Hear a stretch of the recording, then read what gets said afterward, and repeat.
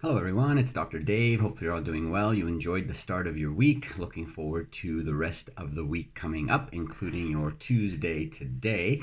Coming at you on behalf of the Toronto Neck and Back Pain Clinic with your daily health update. It's Tuesday, July the 13th, 2021. I'm going to look at 6 areas of health and wellness somewhere around this video.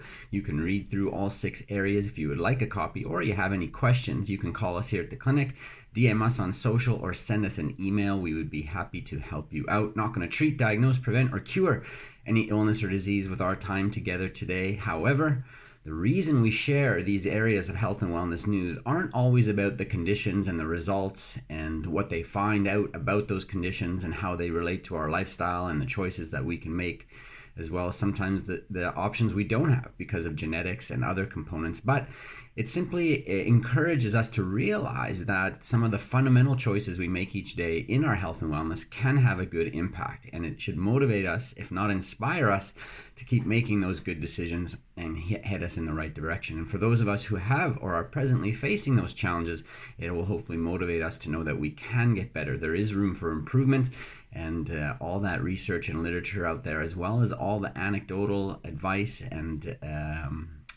opinions and options that people present, there is some merit. But as a consumer, it's not always cut and dry, and you do want to try and research and get some help to customize, individualize, and personalize the approach for you so you can work towards what you want. So it's good to be in control of your health. The rest of us are here to support that journey. So we hope the Daily Health Update can do that for you. So for example, today in Environmental Health, June 2021, talks about exposure to air pollution during pregnancy and obesity risk in babies. That may or may not sound interesting. However, if you think about the concept that we get exposed to some things every day that our body has to deal with, and depending on how well it can deal with those things, there may or may not be an impact on our quality of life and health, and or the health and quality of life of those around us, including our children when they're born. So here, using data from the Mother's Milk study, researchers report that increased exposure to prenatal ambient air pollution is linked to greater changes in weight and body fat during the first 6 months of life. The researchers recommend that expectant mothers take extra precautions to reduce their exposure to air pollution by closing windows on days when the ozone is high, avoiding exercising outdoors when air pollution is high, and keeping clear of activities alongside busy roads. Some things that we may not always consider, but even if we're not expecting and we're just looking at our overall health, we do know we simply need clean air. And our tissues and our cells rely on that clean air to do what they do every day in operating as a tissue, as an organ, as a gland in our body, but also to help it repair and heal and maintain itself. So keep getting that fresh air as best you can, and when you can't, try to avoid too much exposure to the bad air. All right. And the same can be said about our nutrition. The same can be said about our activity levels. There's a healthy amount that we want to engage in or get exposed to. So here on the nutrition side, again as an example, in the journal Hypertension, June 2021, they looked at how diet choices can lower the risk for peripheral arterial disease. It's a disease that occurs when plaques build up on the arteries that supply oxygen-rich blood to the body. A review of data from the Women's Health Initiative found that a diet pattern characterized by a high intake of legumes, dietary fiber, and vegetable protein, along with a low intake of unprocessed red meat, processed meat, and sugar-sweetened beverages, is associated with a significantly reduced risk for peripheral artery disease. So you may not be interested in peripheral artery disease, you may not have peripheral artery disease or know someone who does, but the concept of how our nutritional choices play a role in these different conditions should encourage us and motivate us to know that nutrition really does matter, and we're in control of that choice, and we can exercise that choice every day. All right? The report from Children, June 2021, looks at exercise in early pregnancy and how it may help develop motor skills in motor development in children or kids. A study that included 70 mother-child pairs found that meeting physical activity guidelines during early pregnancy is associated with more advanced early motor development in children.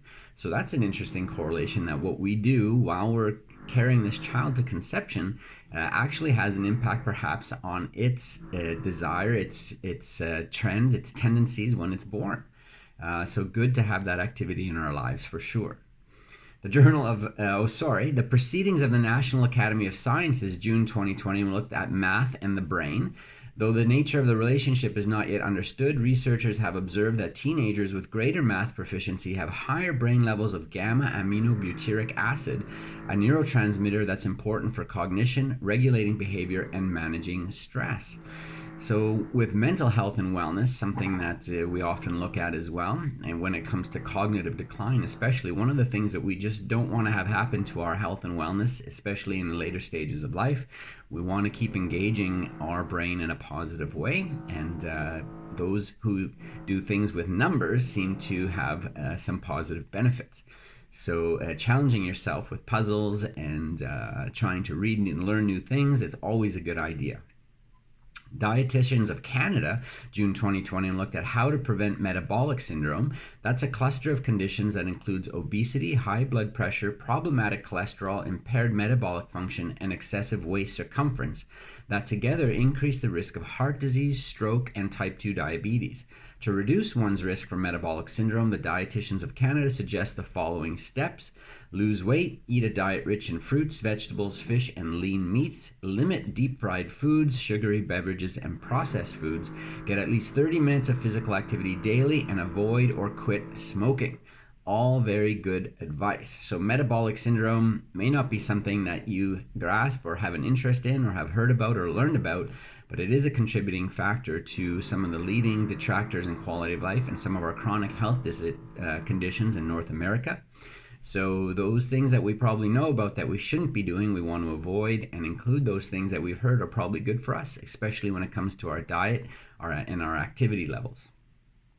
Okay, finally, tension type headaches, not fun. The Journal of Back and Musculoskeletal Rehabilitation, April 2021, looked at a study that included 45 tension type headache patients, and it found that addressing trigger points in the neck muscles and improving cervical posture are both effective approaches for managing tension type headaches, especially when done together. So many manual practitioners will look at the muscles, joints, nerves, and other connective and soft tissues that are involved around the neck and head. And when you work out those trigger points and you improve how they're sitting and moving, it can often help with the intensity, duration, frequency, and sometimes even eliminate those tension type and even other types of headaches. So if you or someone you know suffers with those headaches, good to get checked, try some treatment. And unlike some things in the medical and healthcare world where you do it once and you expect a benefit, sometimes improving some of the conditions that we've grown into or we've had for a while don't necessarily get better in one treatment. It's great if they do, but quite often, even if they're better in one treatment, you feel better. It doesn't mean that they've been fixed. But sometimes following a treatment plan, which doesn't have to be onerous or long or some huge commitment or obligation, but just doing enough to really help your body work better can help keep those conditions from coming back. So find someone who you feel could be of benefit, and don't stop looking until you keep improving different aspects of what might be contributing to your health challenges until you get as good as you would like to get, because your health is worth it. All right, that's your daily health update for Tuesday. A little bit of extra motivation and inspiration to get you working towards keeping yourself well. And we hope you'll be back tomorrow for the next daily health update. We'll keep feeding you some good information for those healthy choices you're trying to make every day. Otherwise, enjoy yourself, stay well, and we'll see you soon. Take care.